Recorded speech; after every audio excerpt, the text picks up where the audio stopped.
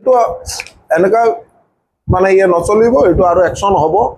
R আমি ভাবো যে ইয়াত মানে এটা ডাঙৰ এভিকশন কৰা দৰকাৰ, নহ'লে এইবিলাক বাংলাদেশী ধৰি ধৰি যদি মানে ইয়াৰ পৰা খেদা নহয় তেতিয়াহ'লে আগন্তুক দিনত আৰু ভয়ানক পৰিস্থিতি।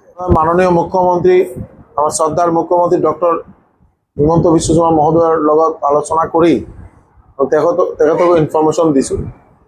আৰু পুলিচ প্ৰশাসনে 12 ঘণ্টাৰ ভিতৰত গোটেই কেছটো তেওঁলোকে ওলালে আৰু ক্ৰিমিনেল যিমান আছিল ক্ৰিমিনেল ধৰিলে। তাৰপিছত আমি ৰাতিপুৱা খবৰ পালোঁ যে আমাৰ 168 নম্বৰ বুথৰ বুথ সভাপতি বিকাশ ধৰ, বৰিষ্ঠ নেতা মানে নাই, তেওঁক মাৰ্ডাৰ কৰিছে। তেতিয়া এটা মানে মোৰ দুখ লাগিছে আৰু সকলোৰ দুখ লাগিছে। আৰু লগে লগে মাননীয় মুখ্যমন্ত্ৰীৰ নজৰত আমি আনিছোঁ আৰু SP আমাৰ লীনা দলে মহোদয়ৰ লগত কথা পাতিছোঁ। তেতিয়া একদম ৰাতিপুৱাৰ পৰা গোটেই ৰাতি পুলিচ তাতে আছিলে, গোটেই ইনভেষ্টিগেশ্যন কৰি ওলাইছে আৰু ক্ৰিমিনেল ধৰিছে। আৰু তাৰপিছত তেওঁলোকক থানাতীয়া কৰিছে, এতিয়া ইণ্টাৰগেশ্যন হ'ব। আৰু আমি তাৰ কাৰণে আমি পুলিচ প্ৰশাসনকো ধন্যবাদ জনাই তেওঁলোকে যে ইমান সোনকালে কেছটো মানে তেওঁলোকে ধৰিব পাৰিছে আৰু ক্ৰিমিনেলৰ লগে লগে ধৰা গৈছে। এইটোৱে মেইন আছে।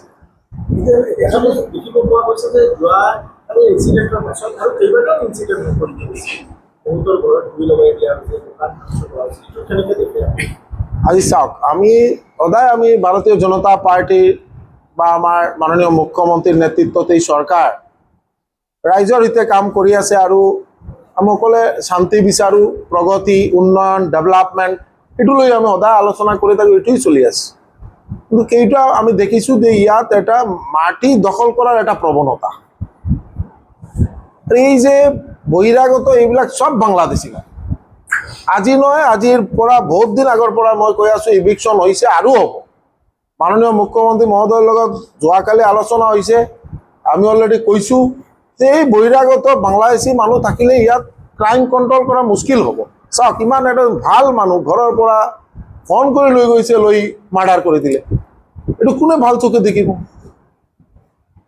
আমাৰো বেয়া লাগিছে। গোটেই ৰাইজে সংযম কৰিছে, যিটো আমি ৰাইজক ধন্যবাদ জনাওঁ।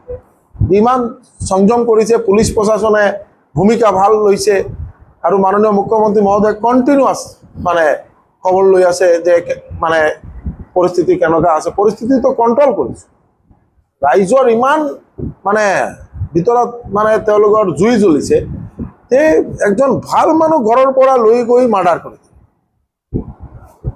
আৰু এইবিলাক ক্ৰিমিনেলক যদি কোনোবা মানুহে যদি হেল্প কৰিব বিচাৰে, তেওঁলোকে ফেভাৰৰ কথা পাতে, আমি কি মানে গোটেই ৰাইজে বেয়া পাওঁ।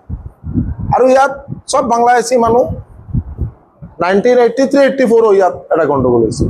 তাৰপিছত কণ্টিনিউৱাছ চলি আছে। এই যি পৰিয়াল ধৰিছে তাৰ মাজত এটা মানুহ আজিৰ পৰা বহুত দিন আগত আৰু মাৰ্ডাৰ কিছু আসামী আছে। ইনভেষ্টিগেশ্যন হ'লে আৰু কেইজনমান মানুহ ওলাব। ইয়াত যে বাজাৰী চৰাৰো কেইটামান মানুহ আছে। আপোনালোকে যদি যায় তাতে দেখিব যিমান ফৰেষ্ট লেণ্ড আছে, ফৰেষ্ট লেণ্ড মাটি দখল কৰিছে। এটা প্ৰৱণতা যে ফৰেষ্টৰ মাটি দখল কৰা, চাহ বাগিচাৰ মাটি দখল কৰা, চাহ বাগিচাৰ মাটি দখল কৰি আহি জবৰদখলভাৱে তেওঁলোকে ঘৰ বনাই দিয়ে। আৰু আমাৰ এই যে যিমান মানে পাহাৰৰ পৰা যিটো ষ্ট্ৰীম আমাৰ কেনেল থাকে, কেনেলবোৰ ব্লক কৰি তেওঁলোকে ফিচাৰী বনাই দিয়ে। নেচাৰেল মানে ৱাটাৰ যিটো আমাৰ আহিব লাগে, মানে পানীৰ ধাৰা যিটো বন্ধ কৰি দিয়ে। মানে তাতে অবষ্ট্ৰাকশ্যন ক্ৰিয়েট কৰে, নেচাৰৰ বিৰুদ্ধে কাম কৰে, বনাঞ্চল ধ্বংস কৰে। এইবিলাক ভাৰতীয় নাগৰিক হ'বই নোৱাৰে। আৰু এইবিলাক আপোনালোকে দেখিব ইনভেষ্টিগেশ্যন কৰি তেওঁলোকৰ 1 জেনাৰেশ্যন আগত বা বাংলাদেশৰ পৰা আহিছে। এই হত্যাকাণ্ডেৰ আৰোপ জমি জবৰদখল আমিতো আগতেই কৈছোঁ যে বনাঞ্চল দখল কৰা, ৰাইজৰ মাটি দখল কৰা, ইছাবিল বা চাহ বাগিচাৰ মাটি দখল কৰা, এইবিলাক প্ৰৱণতা তেওঁলোকৰ। ফৰেষ্টে যাই যদি তেওঁলোকক মানে কয় তাতে যদি কৰাৰ কাৰণে ফৰেষ্টৰ বিৰুদ্ধে তেওঁলোকে দাও লৈ মানে খেদি আহে। এইটো আছে আমাৰ নাথবাবু আছে, DFO আমাৰ ছ'চিয়েল ফৰেষ্ট্ৰি, তেখেতক দা লৈ কুদাই আহিছে। এনেকুৱা বহুত ইনচিডেণ্ট আছে, কাৰণ এইটো এনেকুৱা মানে ইয়ে নচলিব, এইটো আৰু একশ্যন হ'ব। আৰু আমি ভাবোঁ যে ইয়াত মানে এটা ডাঙৰ এভিকশ্যন কৰা দৰকাৰ, নহ'লে এইবিলাক বাংলাদেশী ধৰি ধৰি যদি মানে ইয়াৰ পৰা খেদা নহয়, তেতিয়াহ'লে আগন্তুক দিনত আৰু ভয়ানক পৰিস্থিতি।